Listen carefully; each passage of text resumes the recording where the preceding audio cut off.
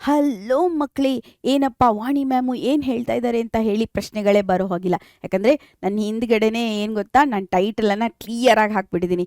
Avoid ಮಾಡೋದು ಹೇಗೆ, grammar ಮಿಸ್ಟೇಕ್ಸನ್ನು ಹೇಗೆ ಅವಾಯ್ಡ್ ಮಾಡ್ಬೋದು ಅಂತ ಹೇಳಿ ಒಂದು ಚಿಕ್ಕ ವಿಡಿಯೋ ಇದೆ. ಇದು ಚಿಕ್ಕ ಒಂದು ಕ್ಲಾಸ್ ಇದೆ, ತುಂಬ ದೊಡ್ಡ ಕ್ಲಾಸ್ ಏನಿಲ್ಲ. ಓಕೆ, ಇದನ್ನು ಏನು ಮಾಡಿ ಅಂತ ಹೇಳಿದ್ರೆ ಫುಲ್ ನೋಡಿಬಿಟ್ಟು ನಿಮಗೆ ಏನಾದರೂ ಕಮೆಂಟ್ಸ್ ಇದ್ದರೆ ಈ ವಿಡಿಯೋದಲ್ಲಿ ಕಮೆಂಟ್ ಮಾಡಿ ಮಕ್ಕಳೇ, ಸರಿನಾ? ಓಕೆ, ಹಾಗಿದ್ರೆ ನಾನು ನಿಮ್ಮ ಕನ್ನಡ ಶಿಕ್ಷಕಿ ವಾಣಿ ಕುಲಕರ್ಣಿ ಏನು ಮಾಡ್ತಾ ಇದ್ದೀನಿ ಅಂದರೆ ಗ್ರಾಮರ್ ಮಿಸ್ಟೇಕ್ಸನ್ನು ಹೇಗೆ ಅವಾಯ್ಡ್ ಮಾಡಬೇಕು ಅಂತ ಹೇಳಿ ಹೇಳ್ತಾ ಇದ್ದೀನಿ. ಫಸ್ಟ್ ಏನು ಮಾಡಬೇಕು ಅಂತ ಹೇಳಿದರೆ, ಸಮಾನಾರ್ಥಕ ಪದಗಳ ಬಗ್ಗೆ, ಸಿನಾನಿಮ್ಸ್ ಅಂತ ಇಂಗ್ಲೀಷಲ್ಲಿ ಕೇಳಿದ್ರಲ್ಲ, ಈ ಸಮಾನಾರ್ಥಕ ಪದಗಳನ್ನು ಗಮನಿಸಬೇಕು. ಅಲ್ಲಿ ನೀವೇನಾದರೂ ಬಳಸೋಕ್ಕಾಗುತ್ತಾ ಸಮಾನಾರ್ಥಕ ಪದಗಳನ್ನು, ಅದನ್ನು ನೋಡಬೇಕು. ಬಳಸಬೇಕಾದ್ರೆ ಕರೆಕ್ಟಾಗಿ ಬಳಸಬೇಕು. ಅಲ್ಲಿ ಕೆಲವೊಂದು ಸತಿ ಅವ್ಯಯ ಇದ್ದರೆ ಅದೇನಾಗುತ್ತೆ, ಲಿಂಗ ವಚನ ಇದ್ದರೆ ಚೇಂಜ್ ಆಗಲ್ಲ. ಆದರೆ ಕೆಲವೊಂದು ಸತಿ ಏನಾಗುತ್ತೆ, ಅವ್ಯಯಗಳು ಇಲ್ಲದೆ ಇದ್ದರೆ ಬೇರೆ ಯಾವುದಾದ್ರು ಪದಗಳಿದ್ರೆ ಅವು ಚೇಂಜ್ ಆಗಿಬಿಡುತ್ತೆ. ಆಗ ವಚನ ಲಿಂಗ ನೋಡಿಕೊಂಡು ಅದನ್ನು ಬಳಸಬೇಕು. ಇದು ಫಸ್ಟ್ ಪಾಯಿಂಟ್. ಮತ್ತು ಅರ್ಥವಿಲ್ಲದ ಪದಗಳು, ಏನೇನೋ ಮೀನಿಂಗ್ಲೆಸ್ ಪದಗಳಿರುತ್ತೆ. ಕೆಲವೊಂದು ಸತಿ ಏನು ಮಾಡ್ತೀವಿ ನಾವು, ಚಾಟ್ ಜಿ ಪಿ ಟಿಯಲ್ಲಿ ಹೋಗೋ, ಅಲ್ಲಿ ಹೋಗೋ, ಇಲ್ಲಿ ಹೋಗೋ ನೋಡಿರ್ತೀವಿ, ಅದನ್ನು ಏನೋ ಮೀನಿಂಗ್ ಇಲ್ಲದ ವರ್ಡ್ಗಳನ್ನೆಲ್ಲ ಯೂಸ್ ಮಾಡ್ತಾ ಇರ್ತೀವಿ. ಅದನ್ನು ಅವಾಯ್ಡ್ ಮಾಡಿ.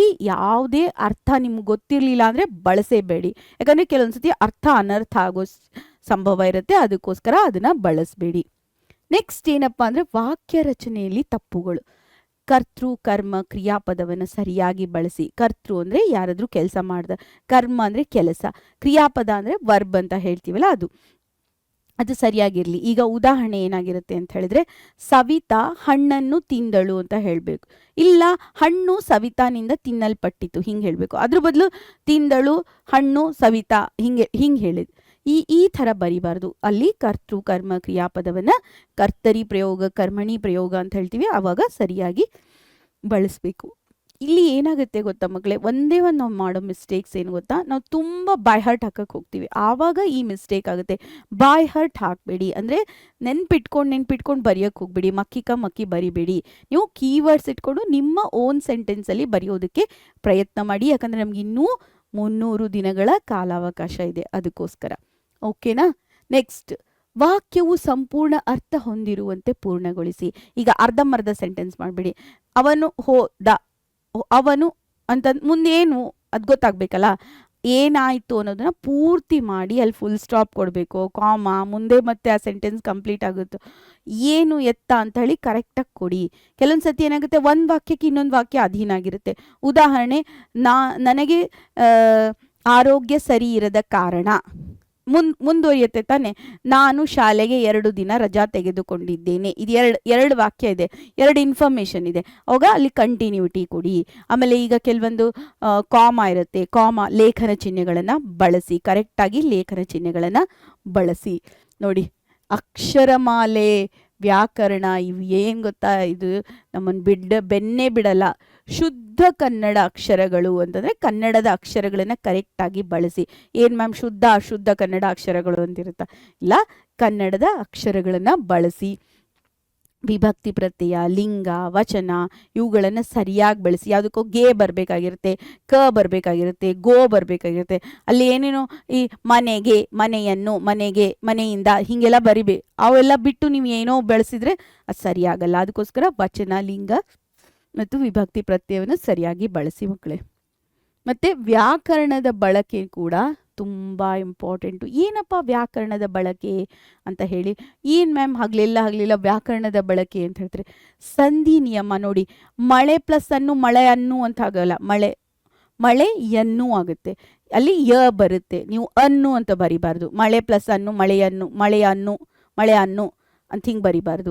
ಈ ಥರ ಎಲ್ಲ ಪದಗಳು ಅಲ್ಲಿ ಏನಾಗುತ್ತೆ, ಅಕ್ಷರ ಲೋಪ ಆಗಿರೋದು, ಆಗಮ ಆಗಿರೋದು ಎಲ್ಲನೂ ಕರೆಕ್ಟಾಗಿ ಬರಿಬೇಕು. ಮತ್ತು ಕ್ರಿಯಾಪದಗಳು, ಸರ್ವನಾಮಗಳು ಇವುಗಳನ್ನು ಸರಿಯಾಗಿ ಹೊಂದಿಸ್ಬೇಕು. ಏನಪ್ಪ ಅಂತ ಹೇಳಿದ್ರೆ, ಈಗ ಸರ್ವನಾಮ ಇರುತ್ತೆ. ಯಾವುದೋ ಒಂದು ಹುಡುಗ ಇರ್ತಾನೆ, ಅವನು ಶಾಲೆಗೆ ಹೋದನು ಅಂತ ಆಗಬೇಕು. ಅವನು ಶಾಲೆಗೆ ಹೋಗಿದ್ದನು ಅಂತ ಅವಾಗ ಕಾಲ ಚೇಂಜ್ ಆಗುತ್ತೆ. ನೀವು ಅಲ್ಲಿ ಬಳಸಬೇಕಾದ್ರೆ ಏನು ಮಾಡಬೇಕು, ಕಾಲ ಯಾವುದಿದೆ, ವರ್ತಮಾನ ಬರಿತಾ ಇದ್ದೀನೋ, ನಾನು ಭೂತಕಾಲ ಬರಿತಾ ಇದ್ದೀನೋ, ನಾನು ಏನು ಗೊತ್ತಾ ಭವಿಷ್ಯತ್ ಕಾಲ ಬರಿತಾ ಇದ್ದೀನೋ ಅದನ್ನು ಸರಿಯಾಗಿ ನೋಡಬೇಕು. ಆಮೇಲೆ ಲಿಂಗವನ್ನು ವಚನವನ್ನು ಯಾರೋ ಹುಡುಗಿ ಇರ್ತಾಳೆ ಅವಳಿಗೆ ಹೋದನು ಅಂತ ಬರೆದ್ರೆ ಸರಿಯಾಗಿರಲ್ಲ. ಅವಳಿಗೆ ಹೋದಳು, ಬಂದಳು, ಮಾಡಿದಳು ಇದೇ ಥರ ಬರಿಬೇಕು. ಅಲ್ಲಿ ಯಾವುದೇ ಕಾರಣಕ್ಕೂ ಏನು ಮಾಡಬೇಡಿ, ನಿಮ್ಮ ಒಂದು ಕ್ರಿಯಾಪದವನ್ನು ಬಳಸಬೇಕಾದ್ರೆ ತುಂಬ ಎಚ್ಚರಿಕೆಯನ್ನು ವಹಿಸಿ. ನೆಕ್ಸ್ಟ್ ಏನಪ್ಪ ಅಂದರೆ, ನೀವು ಬರೆದಿರೋದನ್ನ ಏನು ಮಾಡಿ, ಎಕ್ಸಾಮಿನ್ ಮಾಡಿ, ಪರಿಶೀಲನೆ ಮಾಡಿ. ನೀವು ಬರೆದಾದ್ಮೇಲೆ ಓದ್ಬಿಡಿ, ಒಂದ್ಸತಿ ನೋಡ್ಕೊಳ್ಳಿ, ನೋಡ್ಕೊಳ್ಳಿ ಎಲ್ಲ ಬರೆದ ನಂತರ. ಆಮೇಲೆ ನಿಮ್ಗೆ ಏನಾದ್ರು ಕನ್ಫ್ಯೂಷನ್ ಆದರೆ ನಿಮ್ಮ ಟೀಚರ್ಗೋ ನಿಮ್ಮ ಪಕ್ಕದಲ್ಲಿರೋ ನಿಮ್ಮ ಫ್ರೆಂಡ್ಸಿಗೋ ತೋರಿಸಿ.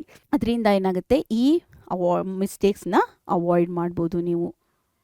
ಓಕೆ ಮಕ್ಕಳೇ, ಇದು ತುಂಬ ಸಿಂಪಲ್ ಆಗಿರುವಂಥ ಕ್ಲಾಸ್ ಆಗಿತ್ತು. ಹೇಗೆ ಇದರಿಂದ ನೀವು ಹೇಗೆ ಮಿಸ್ಟೇಕನ್ನು ಅವಾಯ್ಡ್ ಮಾಡ್ಬೋದು ಅಂತ ಹೇಳಿ. ಓಕೆನಾ ಮಕ್ಕಳೇ? ಇನ್ನೂ ಏನಾದರೂ ನಮ್ಮ ಪರೀಕ್ಷೆ ಚಾನಲನ್ನು ನೀವು ಸಬ್ಸ್ಕ್ರೈಬ್ ಮಾಡಿಲ್ವಾ ಮಕ್ಕಳೇ? ಓಕೆ, ಹೋಗ್ಬಿಟ್ಟು ಕೂಡಲೇ ನಮ್ಮ ಚಾನಲನ್ನು ಸಬ್ಸ್ಕ್ರೈಬ್ ಮಾಡಿ. ಇದೇ ರೀತಿ ಒಳ್ಳೆ ಒಳ್ಳೆ ಮಾಹಿತಿಗಾಗಿ ನನ್ನ ಜೊತೆ ಸ್ಟೇ ಟ್ಯೂನ್ ಆಗಿರಿ ಮಕ್ಕಳೇ.